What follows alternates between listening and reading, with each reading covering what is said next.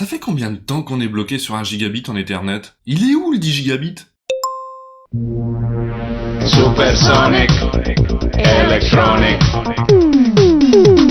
Bonjour et bienvenue dans Électronique et vous. Ça fait tellement longtemps que les réseaux domestiques semblent être bloqués au gigabit. Je veux dire, on se souvient bien de l'upgrade plutôt rapide du 10 mégabits au 100 mégabits, puis du 100 mégabits au gigabit. Enfin, pour ceux qui ont connu ces années-là. Alors pourquoi on met si longtemps à passer au 10 gigabits? Bien sûr, je parle du domestique là, hein. En usage professionnel, c'est une autre histoire. Faut bien avouer que le gigabit suffit à la plupart des utilisateurs. Peu de monde a vraiment besoin de transférer des fichiers à une telle vitesse sur son réseau local. Quoi qu'il en soit, afin de relier mes serveurs NAS entre eux ainsi que mon ordinateur principal, il était nécessaire de mettre à jour une partie du réseau. Mais c'est encore très cher, hein.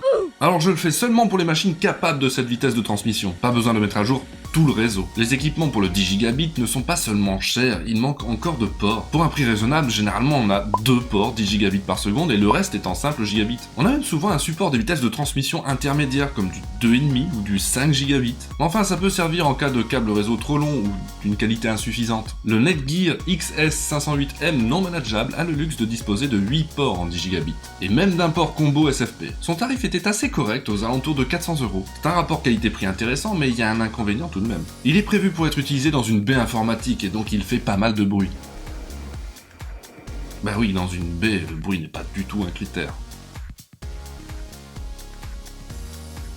Lorsqu'on le démonte, on repère directement sa platine d'alimentation, sa carte logique, un petit PCB déporté pour 2 lettres d'indication d'état et son ventilateur. Heureusement, il s'agit d'un modèle standard en informatique, un 40 par 40 par 20 mm, fonctionnant en 12 volts, sur une prise à 4 broches. Ce type de ventilateur utilise 2 broches pour l'alimentation, une pour retourner un compte tour au système, et ainsi connaître sa vitesse, et une dernière pour recevoir un signal PWM afin de moduler sa vitesse de rotation. Pour en savoir plus sur le pilotage d'un ventilateur PWM, je vous renvoie vers l'épisode 46 d'Électronique et vous, et je vous mets un lien en description. Le ventilateur de l'appareil, bien trop bruyant à mon goût, provient de chez Foxconn. Mais on a de la chance puisque Noctua propose un ventilateur du même type, le NF-A4X20 PWM. Seul le système de montage pose problème. Les trous de fixation du Noctua sont un peu plus larges que ceux du Foxconn. Mais un peu d'adhésif double face épais fera l'affaire.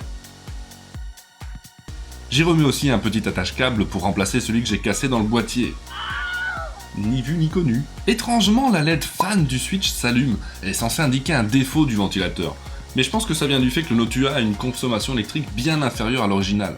Genre moitié moins quoi. Ça fait bien plaisir de transférer ces fichiers à une telle vitesse. Mais malgré tout, je trouve que le switch fait encore du bruit, un peu trop pour la maison.